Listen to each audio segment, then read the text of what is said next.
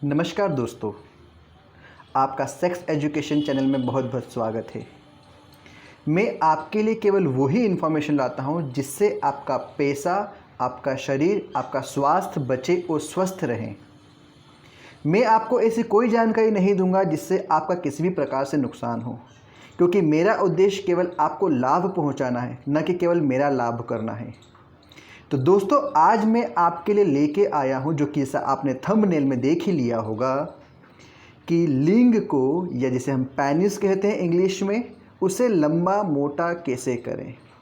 तो सबसे पहले मैं आपको बता देना चाहता हूं दोस्तों, अगर आपके मन में ये प्रश्न है तो सबसे पहले इस प्रश्न को हटा दीजिए।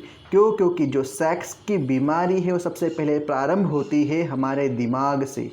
तो अगर आप ये वीडियो देखने आए हैं तो सबसे पहले आप लोग हमारे दिमाग से, अपने दिमाग से ये चीज़ हटा दें कि आपको कोई भी बीमारी है।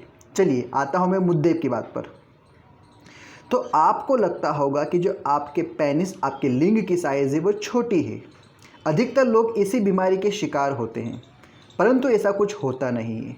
क्योंकि जो मानक निर्धारित किए गए हैं, जो जितनी भी रिसर्च आज तक हुई है, जितनी भी चीज़ें आज तक स्टडी की गई है, उसके अंदर से साफ पता किया गया है कि ऐसा कोई भी स्टैंडर्ड साइज़ आज तक पता नहीं कर पाए हैं। क्योंकि आपको लग रहा है कि आपका लिंग छोटा है, हो सकता है सामने वाले की योनि कितनी बड़ी हो, क्योंकि दोनों तरफ बराबर बात होती है। तो दोस्तों, आप अपने दिमाग से ये बात हटा दें। उसके बाद भी अगर आपको लगता है कि आपको मन में शंका है तो उसका समाधान बता देता हूँ मैं। तो सबसे पहली बात रही साइज़ की। तो दोस्तों, अगर आपके पास घर में एक स्केल हो तो उस स्केल से नाप लीजिए।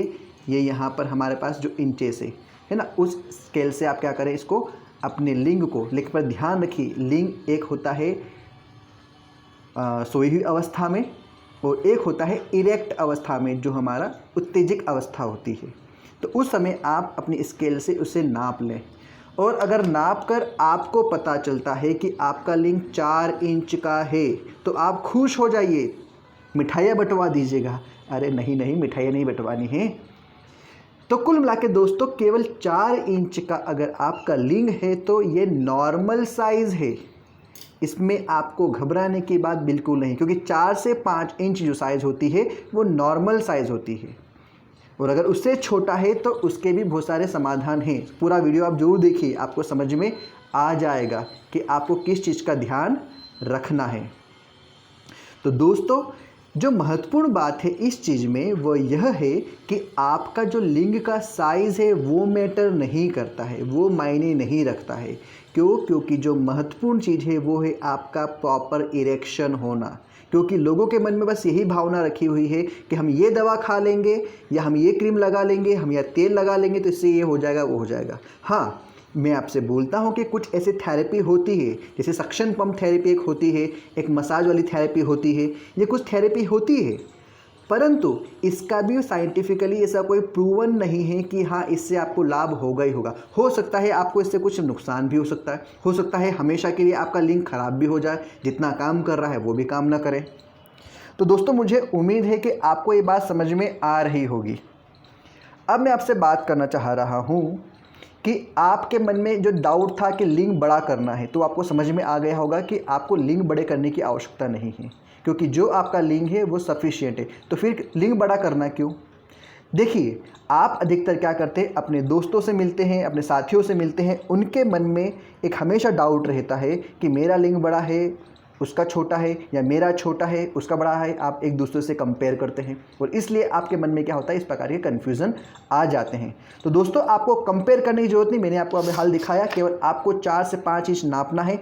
अगर आपका प्रॉपरली नाप बराबर आता है तो इसका मतलब है कि आपको चिंता करने की ज़रूरत नहीं है। अब इसके बाद भी आपको लगता है कि मुझे कुछ समस्या है, तो उसका समाधान बता देता हूँ मैं, बड़ा करने का तरीका बता देता हूँ मैं आपको। देखिए, लिंग की जो लंबाई है उसका मायना नहीं, इस लिंग की मोटाई है उसका मायना नहीं है। इस लिंग को प्रॉपर इरेक्ट, देखिए आप भी खुद जानते होंगे कि एक ढीला पोला इंसान होता है, एक कड़क इंसान जो होता है, तो आपको कौन अच्छा फिट लगता है? आप किसे फिट कहेंगे? जो बिल्कुल सीधा खड़ा होगा उसे आप फिट कहेंगे ना, या फिर जो ढीला ढाला खड़ा है उसे फिट कहेंगे? तो लिंग के अंदर आपकी जो स्ट्रेंथ है, आपकी जो कड़कपन है वो मायने रखता है। तो आप कोशिश करें कि आपके लिंग में बराबर तनाव आ रहा है या नहीं आ रहा है, या कड़कपन है या नहीं है। अगर लिंग में कड़कपन बराबर नहीं है तो समस्या है आपके साथ, अन्यथा साइज़ आपके लिए मायने नहीं रखता है। क्यों? क्योंकि जो कड़कपन है, जो आपका टाइमिंग है, वो महत्वपूर्ण है। तो दोस्तों मुझे उम्मीद है आपको समझ में आ गया। उसके बाद भी आपको अगर साइज़ से कुछ मतलब है तो मैं आपको 3 तरीके बताता हूँ जिससे आप लोग अपनी चीज़ों को संभाल पाएंगे।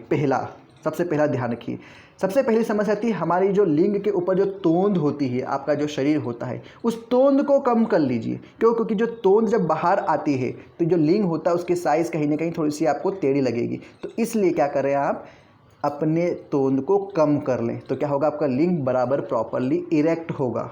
तो अपनी तोंद अगर बढ़ रही है तो उसे कम करने की कोशिश करें। जितना आपका पेट कम अंदर होगा, उतने आपके लिंग में उत्तेजना, तेज और कड़कपन रहेगा। ये मेरी गारंटी है।